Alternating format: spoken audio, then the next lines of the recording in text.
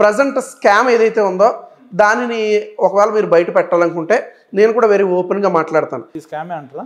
ఖచ్చితంగా ఇప్పుడు ప్రస్తుతం జరుగుతున్న క్రిస్టియన్ ఫీల్డ్లో జరుగుతున్న స్కామ్లో నేను వెరీ స్ట్రైట్ ఫార్వర్డ్గా చెప్తున్నాను.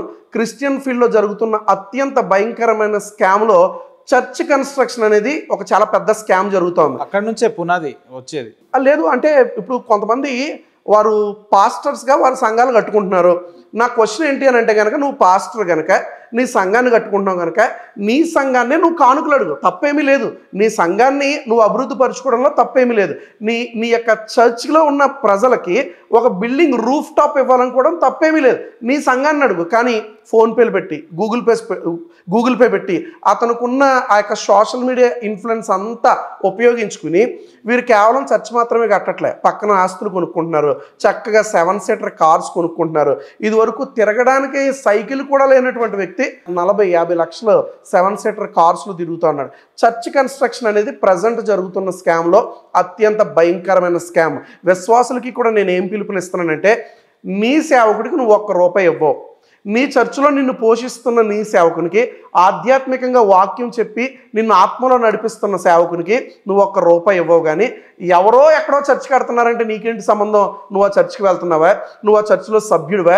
నీకు ఇవ్వాల్సినటువంటి అవసరం ఏంటి? ఇప్పుడు ఇతర పాస్టర్లకు ఇస్తున్నాడు, నాకు ఇస్తలేడని రవీంద్రనాథ్ గారు అట్లా కళ్ళమంటతో నేను మాట్లాడుతుండే. లేదు, కావాలంటే మీరు కూడా స్కానర్లు పెడితే మీ వాళ్ళు ఇస్తారు. ఎందుకంటే మేము అంధభక్తులం అని మీరే చెప్పుకుంటారు కాబట్టి చెప్తున్నాం. మేము అసలు అంధభక్తులం కాదు. అంధభక్తులు అంటే ఎవరో అందరికీ తెలుసు. అయితే ఒకవేళ రవీంద్రనాథ్ కనుక ఏదైనా ఒక మీటింగ్లో కానీ ఏదైనా ఒక ప్రదేశంలో కానీ డబ్బులు డిమాండ్ చేశాడని మీరు చెప్పిస్తే, ఎవరితో అయినా ఒక్కరితో చెప్పగలిగితే, మీరు అన్నారు కదా ఈ సూటు ఈ కోటు అన్నీ తీసేసి నేను కూడా ఏదన్నా చిన్న పని చేసుకుంటాను. ఎందుకు ఇంత ఛాలెంజింగ్గా చెప్తున్నానంటే, మాకు యూట్యూబ్ ఛానల్ ఉంది, మాకు సోషల్ మీడియా ఉంది, ఎప్పుడు ఎక్కడ ఫోన్పే గూగుల్ పేస్ పెట్టుకోలేదు.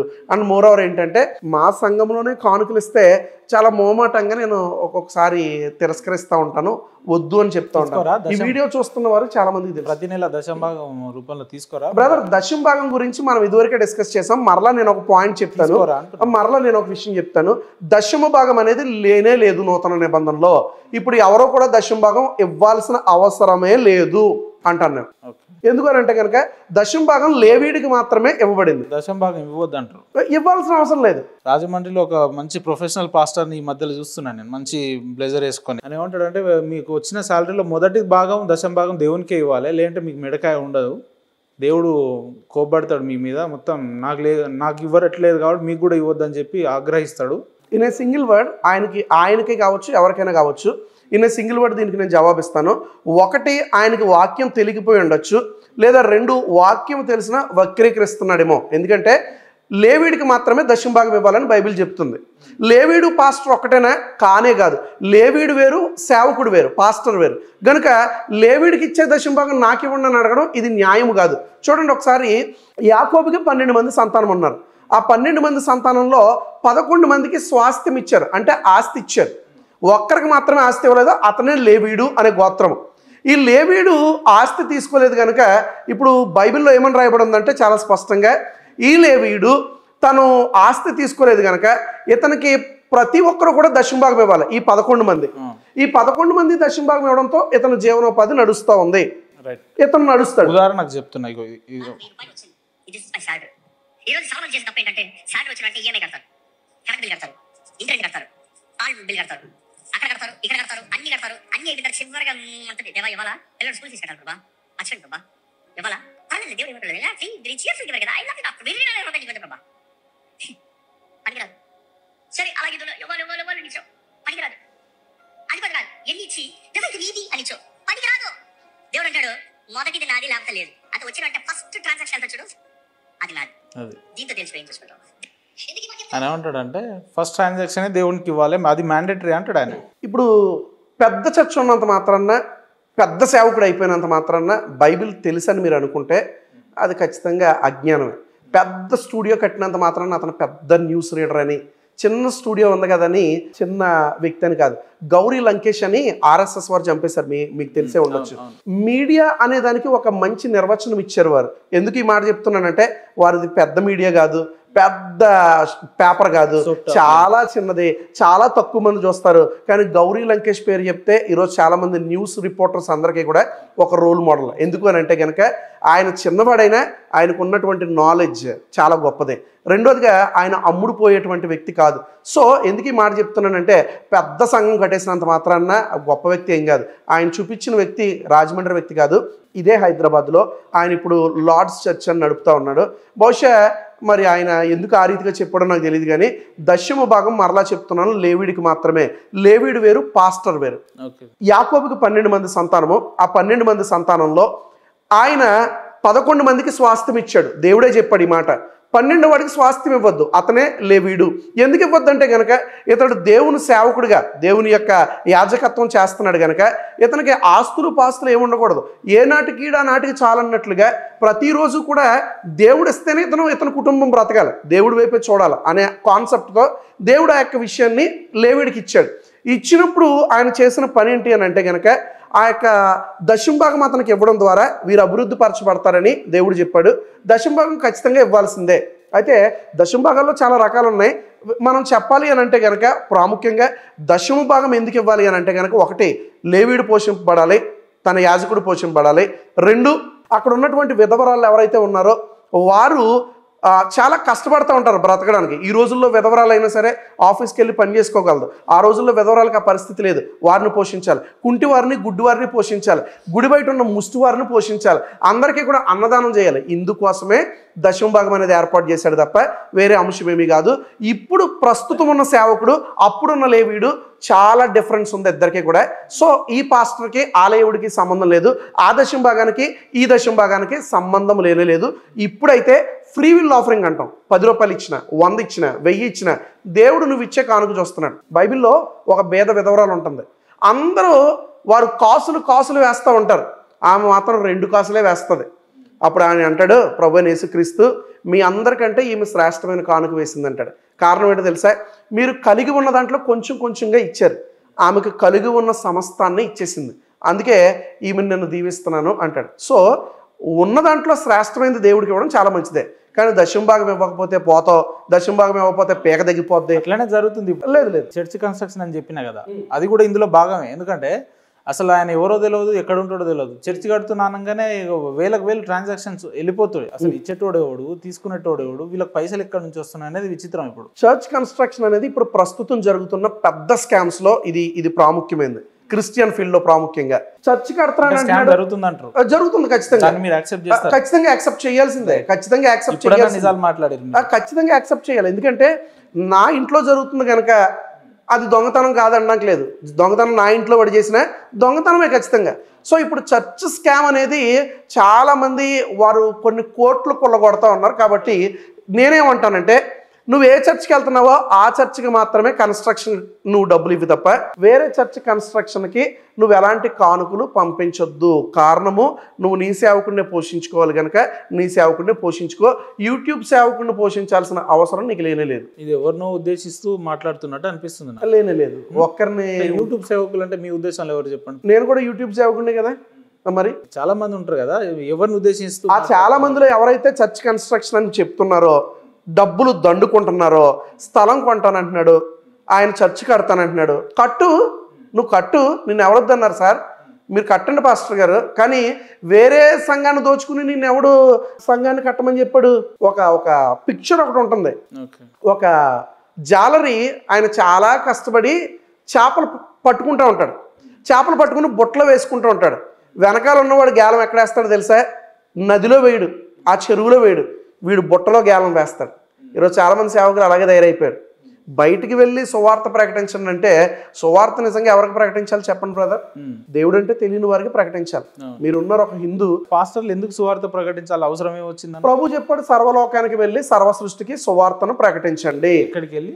సర్వలోకానికి వెళ్ళి. సర్వలోకం అంటే అందులో భారతదేశం, ముంబై, బెంగళూరు, హైదరాబాద్ అంత ఉంటది కదా. ఖచ్చితంగా ఉంటుంది. సర్వలోకం అంటే హైదరాబాద్ లో పాత బస్తీ కూడా ఉంటది కదా. ఖచ్చితంగా ఉంటుంది. రైట్. ఇప్పటి వరకు ఈ పాస్టర్లు అని చెప్పుకునే పాస్టర్ల ముసుగులో తిరిగే వ్యక్తులందరూ మీరు దీన్ని యాక్సెప్ట్ చేయాలి, అవునన్నా కాదన్నా. వీళ్ళు ఏం చేస్తారంటే ఎక్కడో మారుమూల గిరిజన ఆదివాసీ తాండాలలో, గూడాలలో బేసిక్ నీడ్స్ లేని వ్యక్తుల దగ్గర ఒక రైస్ ప్యాకెట్ తీసుకుపోయి, లేదంటే ఒక కారం, ఉప్పు, పప్పు, బేసిక్ నీడ్స్ తీసుకుపోయి, ఇది మీకు దేవుడు ఇయ్యమని చెప్పిండు కాబట్టి మీరు కన్వర్ట్ కావాలి క్రిస్టియానిటీలో అని చెప్తారు.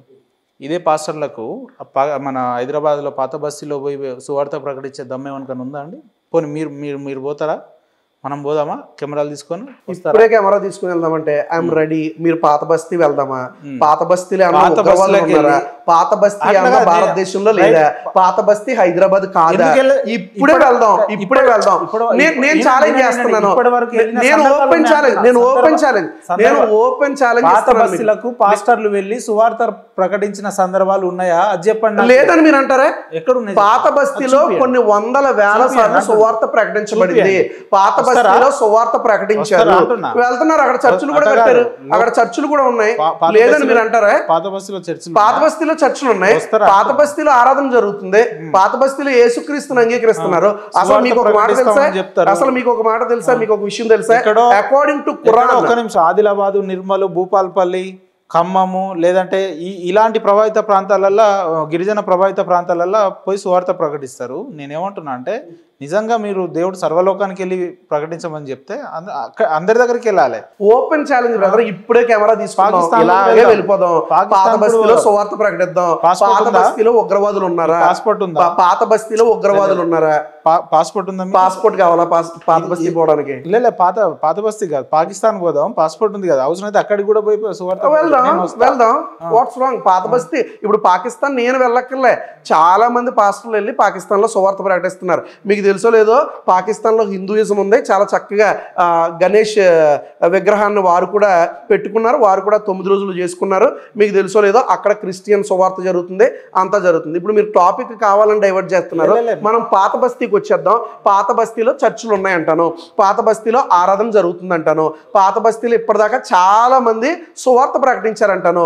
చూడండి, మీరు ముస్లిమ్స్ ని కావాలని మీరు ఉగ్రవాదుల్లో చూపించాలనుకుంటున్నారు తప్ప వారు కూడా మా సహోదరులే. మీరు దీన్ని మళ్ళా మీరు ఈ మాటను వెనక తీసుకోవాలి. ఎందుకంటే ముస్లింలు ఉగ్రవాదులు అని చెప్పి నేను ఎక్కడ చెప్పలేదు. నేనేమంటున్నా అంటే, అమాయకులైన హిందువుల్ని బేస్ చేసుకొని మాత్రమే సువార్త ప్రకటిస్తుంది క్రైస్తవం అని చెప్తున్నా. ముస్లింలను ఇక్కడ నేను ఎక్కడ టాలరేట్ చేయలేదు. అంటే మీరు ఇండైరెక్ట్ గా చెప్తున్నారు ముస్లిమ్స్ చంపేస్తారు, ముస్లిమ్స్ ఏదో ఎవరిని చేస్తారు. భారతదేశంలో సువార్త ప్రకటించుకునే హక్కు ఉంది, మేము ప్రకటిస్తాం. హిందువులని అమాయకుల్ని వాడుకొని, వాళ్ళ అమాయకత్వాన్ని వాడుకొని మీరు కన్వర్ట్ చేస్తున్నారు అంటున్నా. మీరు అమాయకులే? డెఫినెట్లీ. చదువుకోలేదా? అంటే చదువుకోలేదా? నేను అమాయకుడు. మనం రెండోసారి కలిసాం, మనం రెండోసారి కలిసాం. మీరు ఇప్పటిదాకా చాలా మంది పాస్టర్లు ఇంటర్వ్యూ తీసుకున్నారు. ఖచ్చితంగా వీరందరము కూడా మీకు ఎంతో అంతో సువార్త చెప్పిన వారమే. మారిపోయారా మీరు? మీరు అమాయకులే? నాకు చెప్పలేదు సువార్త. మీరు ఎంఏ పాలిటిక్స్ అనుకుంటాను చదువుతా. అవును, పొలిటికల్ సైన్స్ చదివారు. మీరు అమాయకులే?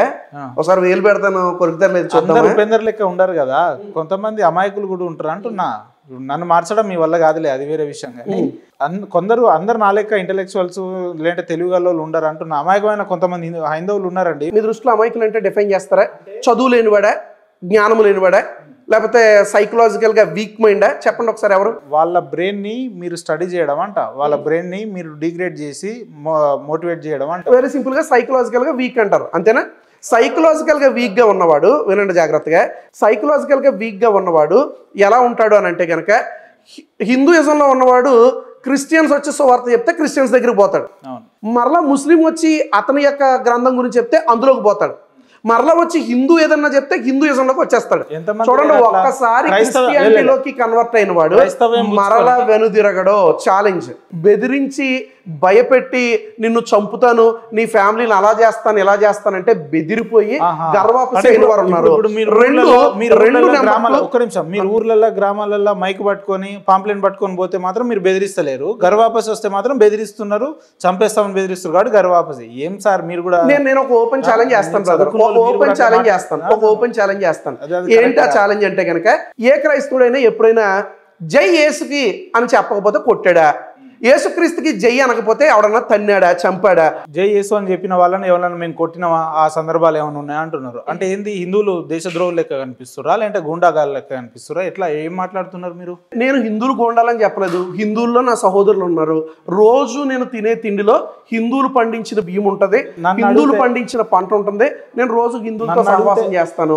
ఈ రోజు నేను ఇక్కడికి వచ్చానంటే పెట్రోల్ కొట్టించుకున్నానంటే హిందూయే కొట్టి ఉండొచ్చు. సో హిందువులు నేను ఉండాలని చెప్పట్లేదు.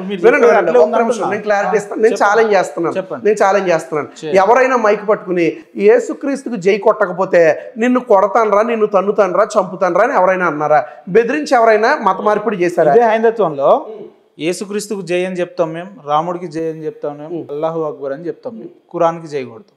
మీకు దమ్ముంటే ఇప్పుడు ఆన్ రికార్డ్ మీరు చెప్పండి, జై శ్రీరామ్ అని అనండి మీరు. అల్లాహు అంటే నిజమైన దేశద్రోహులు మీ క్రైస్తవంలో మిమ్మల్ని మీ రూపంలో చూస్తున్నాం మేము. ఇప్పుడు నేను అంటున్నా యాజ్ ఎ హిందూ, ఇప్పుడు నన్ను కాదు, నన్ను పక్కన పెట్టేయండి, హైందవ సోదరుని ఎవరిని తీసుకొచ్చి ఈ ప్లేస్ లో కూర్చోబెట్టినా వాడు జై శ్రీరామ్ అంటాడు, జై యేసు అంటాడు, జై అల్లాహు అక్బర్ అంటే జై ఖురాన్ అంటాడు, వాడు అన్ని అంటాడు. మీకేం నొప్పి అంటున్నా? ఎందుకు మీరు జై శ్రీరామ్ అంటే ఎంత ఫన్నీగా చూడడానికి మేము చాలా పద్ధతిగా ఉంటాం, యేసు ప్రభువుని మేము నమ్ముతామని, లేదంటే ప్రతి ఆదివారాలు చర్చిలకు వెళ్తామని చెప్పి మీరు అక్కడ ఏం చేస్తారు తెలుసా? దేశద్రోహానికి కావాల్సిన లక్షణాలన్నీ నేర్చుకుంటున్నారని చెప్తాను నేను. రైట్, నేను కరెక్టే ఉన్నా. ఎందుకు దేశద్రోహులు అంటున్నా అంటే, మీరు ఈ దేశంలో నివసించి ఈ దేశంలో పండుతున్న పంటను తిని భారత్ మాతకు జై అంటారా, జై శ్రీరామ్ అంటారా, లేదంటే జై హిందుస్థాన్ అంటారా? అన్నారు. మీరు ఇంత చదువుకుని కూడా, హైలీ ఎడ్యుకేటెడ్ అయ్యింది కూడా, ఇంత ఫూలిష్గా, ఇంత ఫన్నీగా మీరు ఎలా మాట్లాడుతున్నారో నాకు అర్థం కావట్లేదు. ఎందుకు ఈ మాట చెప్తున్నానంటే brother, let me clarify. Praise the lord చెప్తేనే నేను ఫూలు, మీరు జై శ్రీరామ్ అని చెప్పమని నేను అడిగితేనే నేను ఫూల్. అదే కదా మీ ఇంటెన్షన్? లేదు, మీరు దేశానికి కలిపారు శ్రీరాముడిని. దేశానికి శ్రీరాముడికి సంబంధం ఏంటి?